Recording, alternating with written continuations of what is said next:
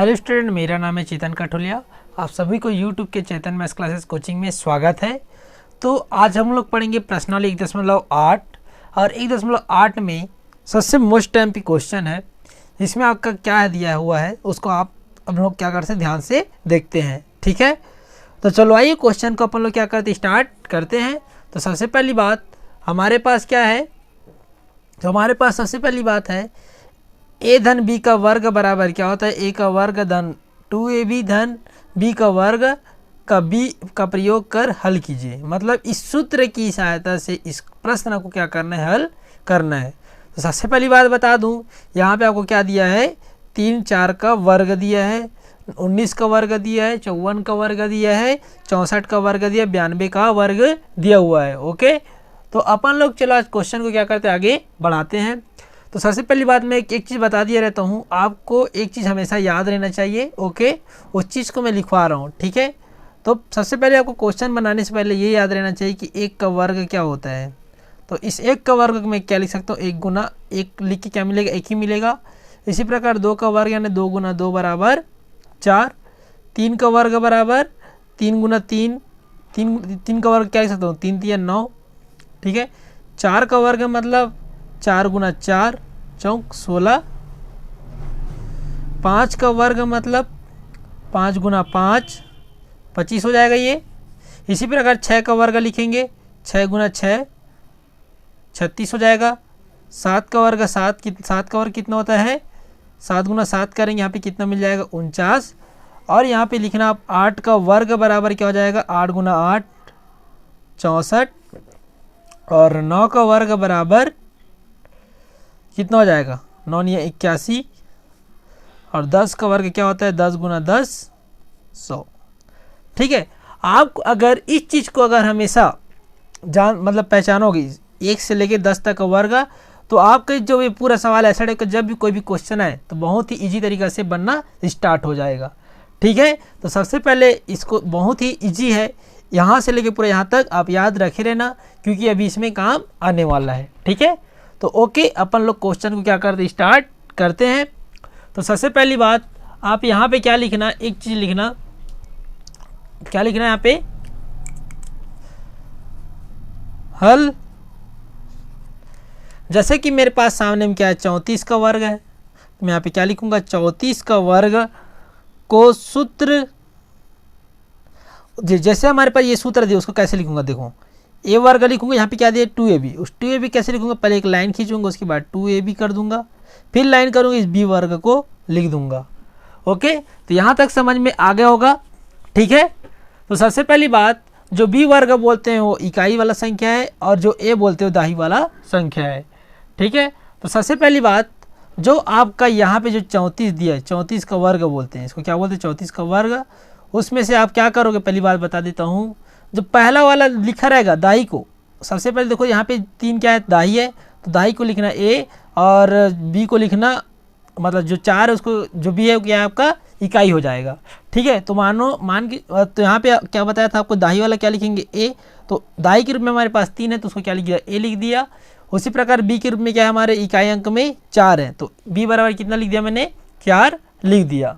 ठीक है, तो सबसे पहले देखो ये हो गया आपका पहला स्टेप होता है, ये हो गया आपका सेकंड स्टेप, ये हो गया आपका तीसरा स्टेप।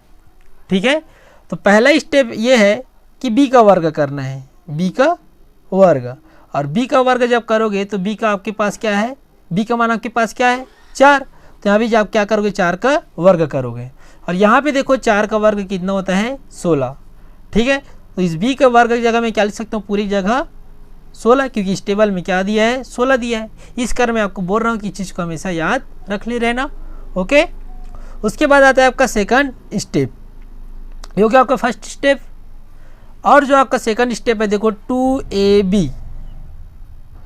मतलब 2 है 2 गुना करेंगे, यहाँ पे कुछ नहीं, मतलब गुना का चिन्ह होता है। ठीक है, ए बोला है मतलब a का वैल्यू हमारे पास कितने 3, तो यहाँ पे मैं क्या रख दूंगा, 3 का मान रख दूंगा, फिर गुना करूंगा, फिर b दिया यहाँ पे, तो b की जगह देखो हमारे पास क्या है 4, तो यहाँ पे देखो 2ab, 2 गुना 3 6, 6 चौक 24, तो इस पूरे की जगह मैं क्या लिखूंगा, 24 लिख दूंगा। ओके, तो ये चीज़ आपको समझ में आ गया होगा।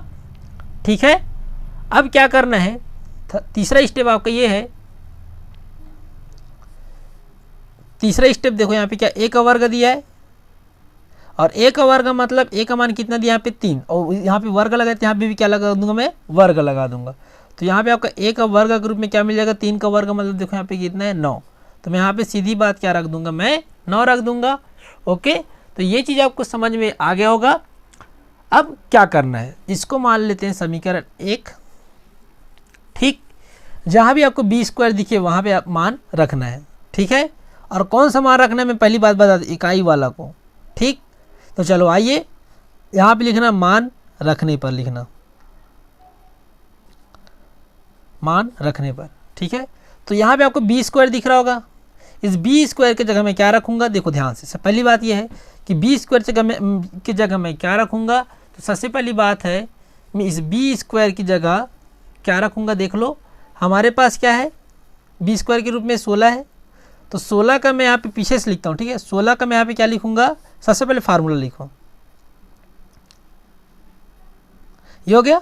अब इस फार्मूला के हिसाब से अपन लोग क्या करेंगे, आगे बढ़ाएंगे, ठीक है। तो बी स्क्वायर के रूप में हम लोग क्या निकालें, 16, तो 16 का मैं क्या लिखूँगा, यहाँ पे 6 लिखूँगा, क्या लिखूँगा मैं 6, और हासिल में क्या आ जाएगा 1, ऐसे ही करना होता है, ठीक है। जैसे कि आपके पास डबल वैल्यू दिया है, उसका एक मान को लिखना, वो भी इकाई वाला को, उसको क्या कर देना, जो बचेगा बाकी को इसमें इकाई में चढ़ा देना, ठीक है।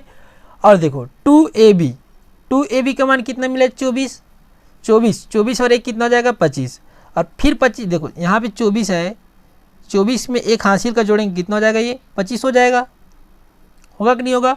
तो मैं 25 का यहाँ पे क्या लिखूँगा, 5 लिखूँगा, फिर हासिल में क्या आ जाएगा 2, ठीक है। हासिल में कितना आया आपका, 2 आ गया, तो देखो 2 आया, तो फिर देखो अब यहाँ पे देखो a का वर्ग कितना निकला है, 9 निकला है, फिर 9, और यहाँ पे क्या दिया है 2, तो 9 2 कितना हो जाएगा आपका 11, ठीक है। तो ये रहा आपका 1156। तो ये स्टेप से निकालना होता है। अगर आपको ये प्रोसेस समझ में आ गया होगा तो आपको जो सेकंड बताऊंगा वो भी क्या बनेगा, सेम बनेगा, ठीक है। तो चलो सेकंड क्वेश्चन के रूप में आपके पास क्या है, 19 का वर्ग है, फिर भाई इसको a मानना, फिर इसको b मानना, फिर यहाँ पे a का वर्ग लिखना, 2ab लिखना, फिर b का वर्ग। यहाँ पे b के रूप में क्या दिया है, b के रूप में क्या दिया है 9, और a के रूप में 1, तो 9 का वर्ग हम जानते हैं कितना होता है 81, तो 81 का मैं क्या लिखूँगा 1, हासिल में 8, ठीक है। फिर 2 गुना a b, 2 गुना a मतलब a का वैल्यू हमारे पास कितना है 1 है, और b का वैल्यू कितना है 9, तो कितना हो जाएगा ये 18, और यहाँ पे क्या दिया 8 दिया है, तो यहाँ पे कितना होगा 26 का यहाँ पे क्या लिखूँगा मैं 6, हासिल में आया 2, ठीक है। तो अपन लोग यहाँ पे क्या किए थे, 26 किए थे, ठीक है। और मैंने 26 देखो 18 धन 8 के, देखो जो आपका b का वर्ग कितना मिला, 19 का वर्ग कितना होता है 81 का मैंने यहाँ पे क्या लिखा 1 लिखा, ठीक है। मतलब 9 का वर्ग 81 होता है, 9 का वर्ग का क्या लिखा यहाँ पे 1 लिखा, हासिल में कितना डाल लिया मैंने 8। फिर जब मैंने इसका गुना किया, 2 का गुना मैं 1 से किया और 9 से किया तो कितना मिल गया 18 मिला, और 18 में देखो उसके हासिल में क्या था 8, तो मैं 8 का गुना में 8 मतलब जोड़ा, 18 और 8 जोड़ा 26 मिला, और 26 का मैंने यहाँ पे 6 लिखा, और हासिल में फिर क्या आ गया अपने पास 2 आ गया, ठीक है। फिर उसके बाद अपन लोगों ने क्या किया, जो a का वर्ग के रूप में हमारे पास क्या है, a का मान क्या है 1 है, तो a का वर्ग कितना हो जाएगा, 1 का वर्ग मतलब 1 हो जाएगा, ठीक है। और हासिल 1 और 2 जोड़ूंगा, 1 और 2 जब 2 जोड़ूंगा हासिल में 2 है, तो यहाँ पे कितना मिल जाएगा 3, तो हमारा आंसर कितना आ गया 361, ठीक है। जब आपके पास इस टाइप से क्वेश्चन आएगा, अगर आपको ये वाला चीज़ समझ में आ गया है, ठीक है, ये चीज़ अगर आपको समझ में आ गया है तो ये भी पूरा क्या बन जाएगा, ऑटोमेटिक ही बन जाएगा, ओके। और ये चीज़ आपको हमेशा याद ही रखना है, ठीक है। तो अब हम लोग मिलेंगे अगले वीडियो में। अगर हमारा वीडियो अच्छा लगा तो लाइक, सब्सक्राइब एंड शेयर जरूर करें, जिससे अधिक से अधिक स्टूडेंट्स का फ़ायदा उठा सकें, ओके।